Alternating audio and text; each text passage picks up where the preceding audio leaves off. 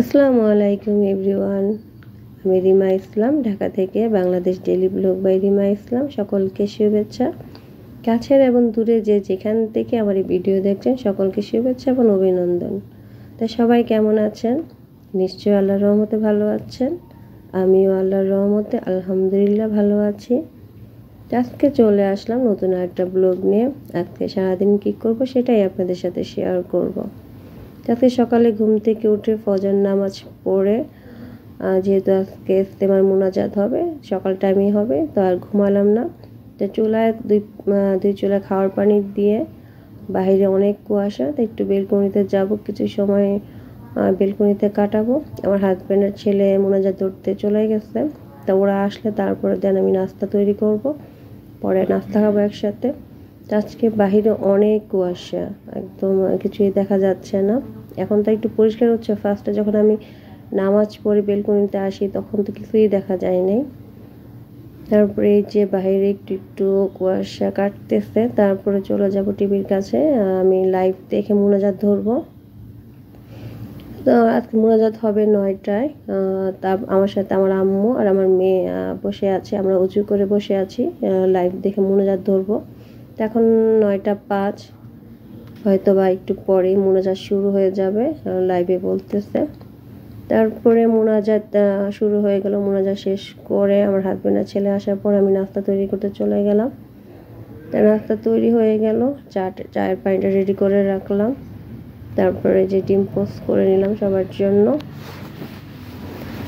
আর ছেলে রুটি খায় না, সাদা রুটি, ওর জন্য পরোটা করা লাগে, তো ওর জন্য 2টা পরোটাও ভেজে নিলাম। তার মধ্যে খালা আসলো, তো ওনাকে আমার রান্নাঘর ছেড়ে দিতে হবে। সে এখন প্লেট বাটি ক্লিন করবে। তা আমি বললাম যে চাটা নিয়ে আমি চলে যাচ্ছি, তারপর সেই ফাঁকে হয়তো প্লেট বাটি ক্লিন করে নেবে। তারপরে আমার চা রেডি। 2 কাপ চা নিয়ে আমি হাজব্যান্ডের আর আমি দুজন এখন বসে একটু টিভি দেখবো দুইজনে। তারপরে দেন দুপুরে রান্নাটা করব। আমি চলে গেলাম, খালা এক ফাঁকে প্লেট বাটি ধুয়ে নিল, তারপর সে ঘর ঝাড়ু দিতে আসলো। আমি তখন আবার দুপুরে রান্নার জন্য রান্না করে গেলাম।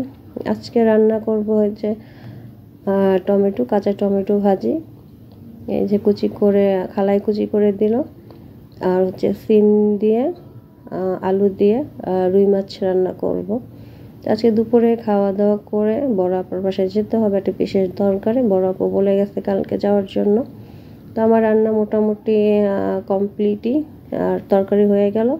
তো ভাতটা চুলায় দিয়ে আমি এখন গোসল করতে চলে যাব, তারপর নামাজ পড়ে খাওয়া দাওয়া করে আপার বাসা যাব। তো এক চুলায় ভাত দিয়ে দিলাম, আর খালা ঘরটা ক্লিন করতেছে। তারপর দুপুরে খাওয়া দাওয়া করে যে আপার বাসার জন্য বের হলাম।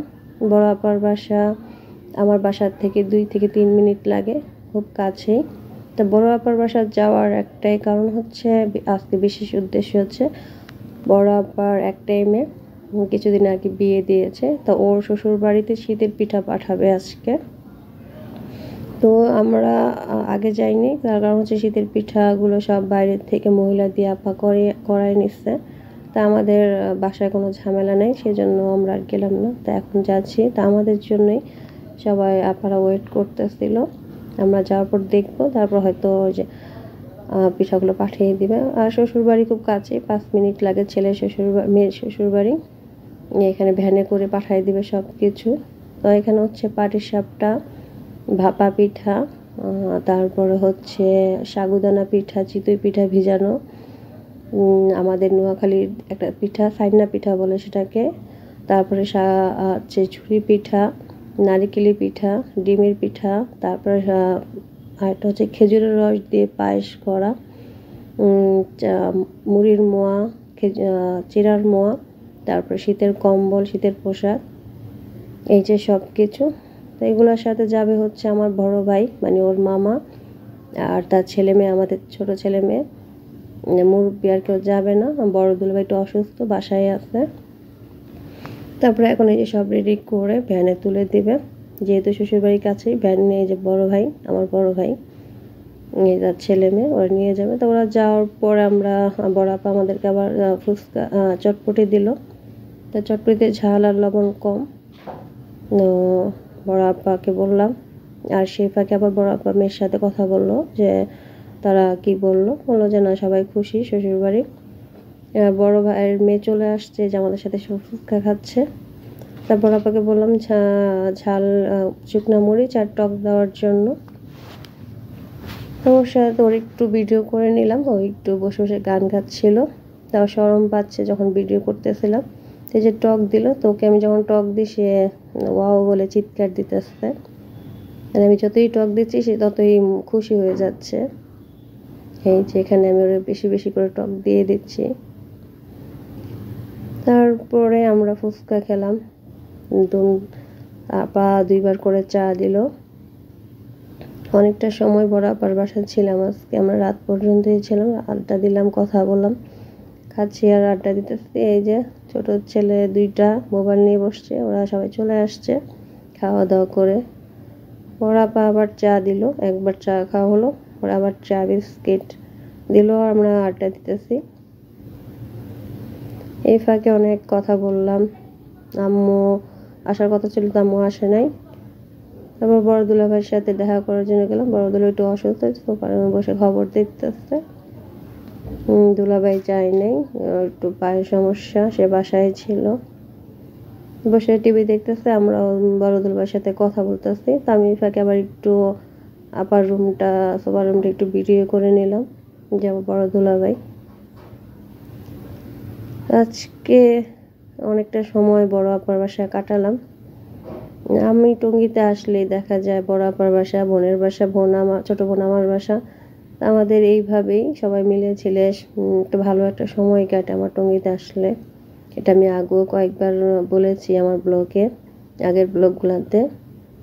তারপরে খাওয়া দাওয়া করে এখন রাত হয়ে গেল, বাসায় চলে যাব।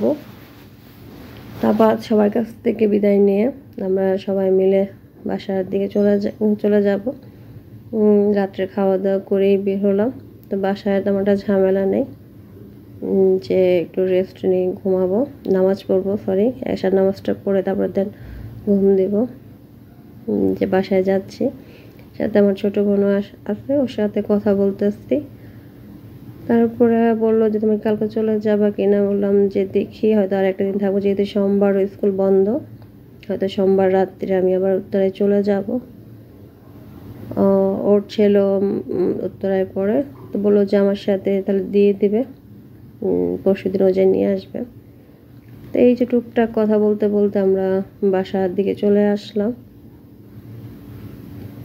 রাস্তায় কথা বলতেছি আর অন্ধকার, একটু দেখেও হাঁটা চলার করা লাগতেছে, যেহেতু কিছু কিছু জায়গায় একটু অন্ধকারই। তারপরে মোবাইলের লাইটটা অন করে নিলাম, এখানে আবার লাইট আছে রাস্তায়।